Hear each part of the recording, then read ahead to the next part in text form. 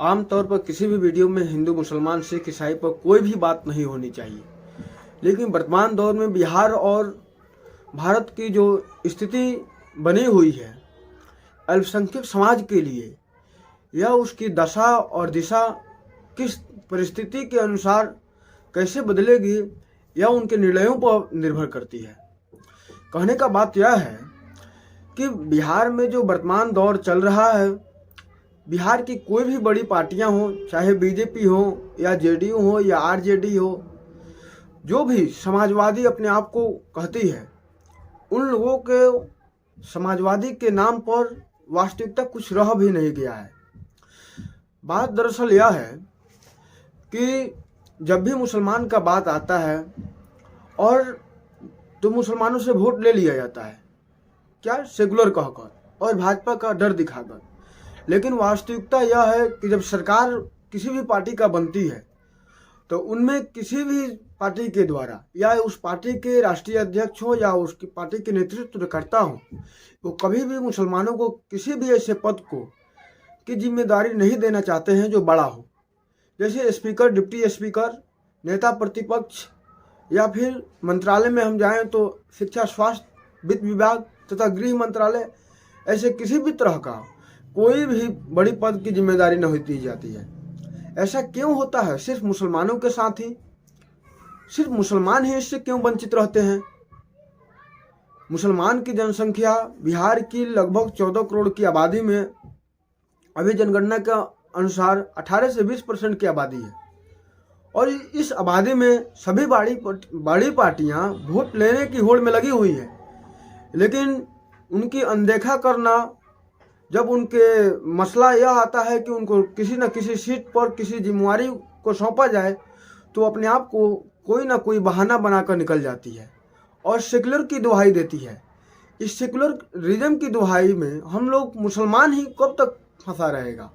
मुसलमानों का अपना कोई दल नहीं होगा, मुसलमानों का अपना कोई नेतृत्व नहीं होगा, मुसलमानों का अपना कोई नेता नहीं होगा। कब तक हम सिर्फ झंडा ढोने के लिए और दूसरे की रैलियों में जाने के लिए बने रहेंगे?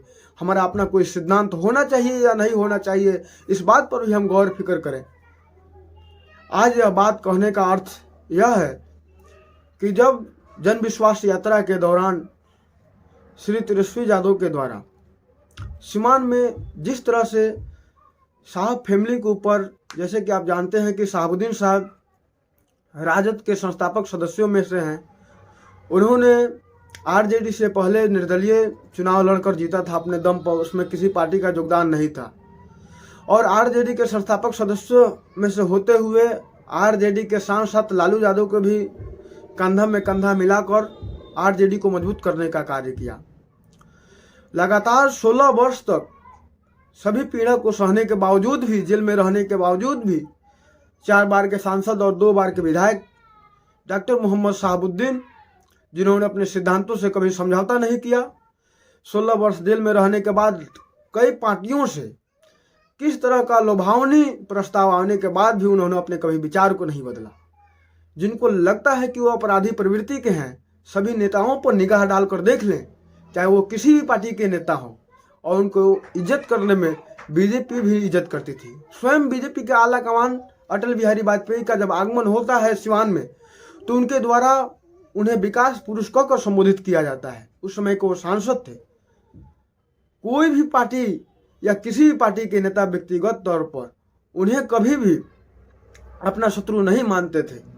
हर सिक्के का 2 पहलू होता है, कोई भी नेता दूध के धुले हुए नहीं हुए हैं, और कहने पर उतर जाया जाए तो हर किसी के बारे में बहुत कुछ कहा जा सकता है, लेकिन बात यहाँ यह है कि सिर्फ मुसलमान समझकर किसी को टारगेट करना, मुसलमान समझकर किसी को किसी भी पद के लिए वंचित कर देना, ये कहाँ का सेकुलरिज्म है, कहाँ का समाजवादी है, जहाँ एक समाज को वंचित कर दिया जाता है?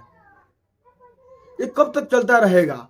और बिहार के मुसलमान कब तक झंडा ढोते रहेंगे और जिंदाबाद का नारा लगाते रहेंगे? तो स्टेज पर जब तेजस्वी यादव की बात आती है तो तेजस्वी यादव के द्वारा बोला जाता है, उनके परिवार पर किसी मीडिया के द्वारा भी सर्किट हाउस में पूछा गया तो बोलते हैं कि ज़माना बदल रहा है। क्या इस ज़माने के बदलते दौर में आप अपने पिताजी को, आदरणीय लालू प्रसाद यादव जी को राष्ट्रीय अध्यक्ष के पद से बदल दीजिएगा? है हिम्मत आप में, क्या बदल सकते हैं? अगर है हिम्मत तो बोलिए। और मुसलमानों से भी यह बात समझना चाहिए कि इस लालटेन के दौर में बदलते जमाने के साथ आपको भी बदल जाना चाहिए। काहे कि हम किसी से अपनी इज्जत की दुहाई करेंगे कि आप मुझे इज्जत दीजिए? ऐसा कब तक होता रहेगा? और कब तक हम इंतजार करते रहेंगे कि तेजस्वी यादव हमारे लिए मंच पर बोले, हमारे लिए बात करे, हमारे नेता का नाम रखे, जिन्होंने मरते दम तक लालू प्रसाद यादव और तेजस्वी आरजेडी के लिए लड़ाइयाँ लड़ी। 2016 में जब निकले थे तो डर इसी बात का न था तेजस्वी यादव कि अब हमारी कुर्सी नहीं बचेगी, आरजेडी में ऐसा कोई मुखर नेता नहीं है, क्योंकि आपकी तो हैसियत है नहीं। भले ही आपकी औकात है लेकिन हिम्मत नहीं है कि आप अपनी पार्टी को मजबूत कर सके, जो मजबूत किया गया है। कभी ऐसा हुआ था कि आरजेडी का कोई विधायक जाकर दूसरे दल में मिल जाए? ऐसा कभी भी नहीं हुआ था। आप पूरे बिहार में बजाते हैं कि बड़ी पार्टियां हैं। बड़ी पार्टियां किसके दम पर है? पहले जो पिलर थे ना, अपने आप को उसमें ढालकर, अपने कंधा को लगाकर अपने आप को मिटा दिए, उसी मजबूती के दम पर आज अपनी यात्रा को आप कर रहे हैं। तो कहने के बाद यह है मुसलमान भाइयों से कि जो भी मुसलमान भाई इस पार्टियों के द्वारा, चाहे जो भी पार्टियां हो, और मुसलमानों के नेता को दबा रही है, सोचिए और बताइए कि जब डॉक्टर मोहम्मद शहाबुद्दीन साहब भागलपुर जेल से अपने 1700 गाड़ियों के काफिला के साथ जब निकले हुए थे तो उस समय किसकी सरकार थी? और सरकारें महागठबंधन की थी। जिस समय डिप्टी सीएम माननीय तेजस्वी यादव जी थे, उनका कसूर क्या था? डॉक्टर मोहम्मद शहाबुद्दीन साहब का, जिन्होंने सिर्फ यह बात बोल दी थी कि मेरा नेता सिर्फ ओनली वन लालू प्रसाद यादव है और नीतीश कुमार परिस्थितियों के सीएम है। तो किनके द्वारा डाला गया था उसमें? एडवोकेट जनरल के द्वारा, कि सिवान में शहाबुद्दीन के आने से प्रशासनिक व्यवस्था बिगड़ सकता है। उस समय सरकार का ही होता है एडवोकेट जनरल, जो जाकर हाई कोर्ट में अपील किया था। उसके बाद उनको लेकर गया था जेल, और जेल जाने के बाद फिर उन्हें तबादला कर और दिल्ली में तिहाड़ जेल भेजा गया। उसके बाद उनका देहांत हो जाता है। किनका चाल है? हम इसका बदला नहीं लेंगे तो कब हमें समझदारी आएगी, और कब हम अपने नेता को खोते रहेंगे और मजबूत पिलर को खत्म करते रहेंगे? अगर हमारा रहनुमा ही नहीं रहे तो चाटुकार नेता तो इर्द गिर्द घूमने वाले बहुत सारे हैं। बहुत सारे लोग कहेंगे कि हम मुसलमान को हम रखे हुए हैं, टोपी पहनकर भी रहते हैं लोग, लेकिन चाटुकार भी करते हैं लोग। लेकिन वैसा मजबूत पिलर जो अपने सिद्धांतों पर रह जाए, उनको कैसे हम मजबूत बनाएं? इसी मजबूती के पक्ष में मैं एक आप लोगों से अपील करने वाला हूं कि जो भी महागठबंधन की रैलियां 3 मार्च को रखी गई है पटना में, उन सभी रैलियों में मैं जाने से आप लोगों को मना करता हूं कि दिल पर हाथ रख के सोचिए। कोई भी डाली पर अगर कोई कांटा या फल होती है तो बिना डाली के नहीं हो सकती। अगर कोई भी डाली बिना तने के नहीं हो सकती, कोई भी तना बिना जड़ के नहीं हो सकता, और जड़ बिना मिट्टी के नहीं हो सकता, तो फिर हम अपने सिद्धांत के बिना कैसे रहें?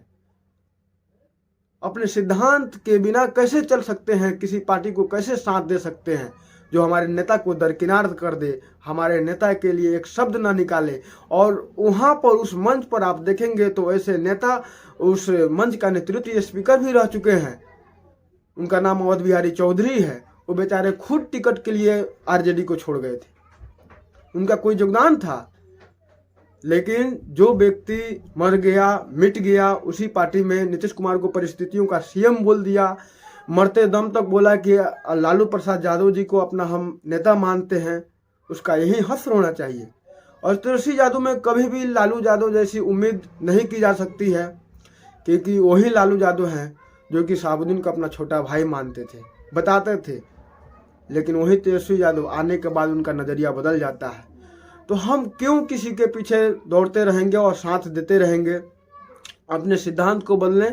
जब तेजस्वी यादव सोच रहे हैं कि हमारा बेचना महंगा हो और हम जो खरीदें वो सस्ता खरीदें, तो ये तो उद्योगपतियों का ना सोच हो गया कि आपकी बहन अगर पाटलिपुत्रा से चुनाव लड़ती हैं, बार बार हारने के बाद भी, कई बार हारने के बाद उनको राज्यसभा भेज दिया जाता है और फिर टिकट मिलने वाला भी है, लेकिन हिना साहब को आप दरकिनार करते हैं, बोल देते हैं कि ज़माना बदल रहा है। ऐसा हम लोग बर्दाश्त नहीं करेंगे और अपने नेता की मजबूती के लिए वहां पर जाना हम लोगों को उचित नहीं होगा। एकदम 3 मार्च को हम लोग ज़्यादा से ज़्यादा कोशिश करें कि हम लोग नहीं जाएं और उस रैली के समर्थन में नहीं रहें, क्योंकि उन्हीं लोग के द्वारा कहा गया है कि जिसकी जितनी हिस्से भागीदारी होगी उसकी उतनी हिस्सेदारी होगी।